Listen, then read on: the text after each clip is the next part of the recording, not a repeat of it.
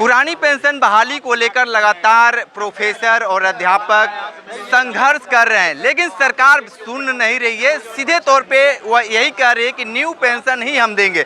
तमाम यहाँ पे आप प्रोफेसर हैं, इनसे बात कर लेते हैं कि क्या ये बताइए, जिस तरीके से आप लोग लगातार संघर्ष कर रहे हैं, सरकार को जगाने के लिए आप लोग लगातार काम कर रहे हैं, क्या लगता है कि आप लोग का ये जो संघर्ष है, चुनाव भी सामने है और आप लोगों की मांगे ये सरकार मांगेंगी? मैं इस काशी विद्यापीठ का शिक्षक संघ का महामंत्री हूं, डॉक्टर दिवाकर सिंह। इसके पहले 5 अक्टूबर 2021 को भी हम लोग ऐसे ही धरना प्रदर्शन दिए थे। उस समय भी 25 सूत्री मांगे थी और आज भी करीब हम लोग 400-450 की संख्या में जुटे हुए हैं। पूरे प्रदेश के विश्वविद्यालय मुख्यालय पर ऐसा धरना प्रदर्शन हो रहा है और हम लोग सकारात्मक सोच के आदमी हैं। पूरी उम्मीद है कि सरकार हम लोगों की बात मानेगी। ठीक है, आपको लगता है कि जिस सरकार ने पेंशन बंद कर दी वो सरकार आपको देगी पेंशन?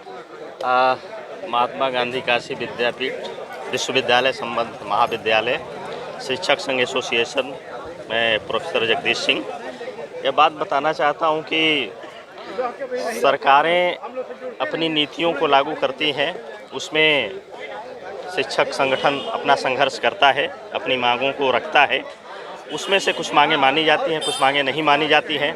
लेकिन सरकार को यह सोचना चाहिए कि जो कुछ सही डिमांड है शिक्षक संघ की, उसको अवश्य माननी चाहिए।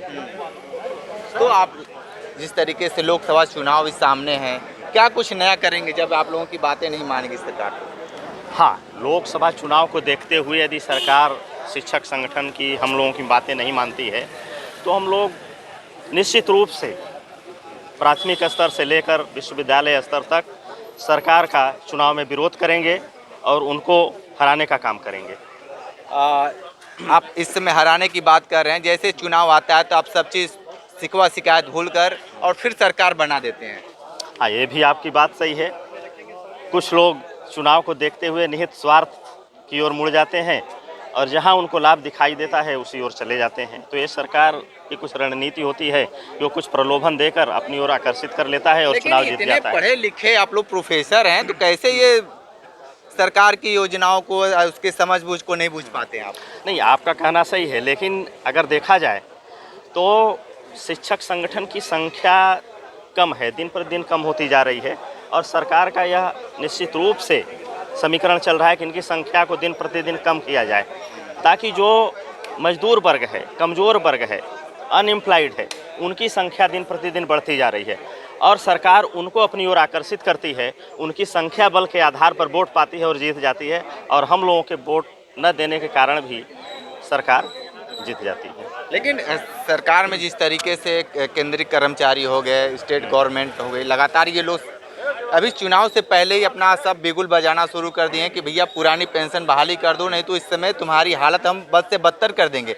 लेकिन सबसे बड़ा सवाल है कि जहाँ पे कांग्रेस की सरकार आई है वहाँ पे पुरानी पेंशन को बहाली कर दिया गया है। आपको क्या लगता है कि इस बार लोकसभा चुनाव में केंद्र में किसी और को बैठाएंगे? हाँ, इस मुद्दे पर मेरा यह मानना है कि शिक्षक संगठन और शिक्षक साथियों को निहित स्वार्थ को छोड़कर इसका विरोध करना चाहिए, क्योंकि जहाँ जहाँ बीजेपी की सरकारें नहीं है वहाँ पर ये लागू कर दिया गया है। इसलिए बीजेपी सरकार को गिराने का काम करना चाहिए, अन्य पार्टियों की सरकारें आएँ ताकि हमारी जो डिमांड हो वो पूरी हो सके। ठीक है, धन्यवाद। तो आप देखिए किस तरीके से लोकसभा चुनाव और पुरानी पेंशन, ये थोड़ा असमंजस में ये सरकार सबको डाली हुई है। लेकिन जर्नलिस्ट रिपोर्ट कर रहे थे, तो हमारे साथ बने रहिए। न्यूज़ बकेट के साथ हमें दीजिए इजाजत। नमस्कार। पेश है न्यूज बकेट हिंदी मासिक पत्रिका। पढ़ें इस महीने की पूरी खबर विस्तार से हमारे न्यूज बकेट की मैगजीन में। हमारी ई मैगजीन को मुफ्त में पढ़ने के लिए अभी लॉगिन करें www.newsbucket.in पर। इसके अलावा रोज की ताज़ा खबरों के लिए हमारे YouTube चैनल को तुरंत सब्सक्राइब करें।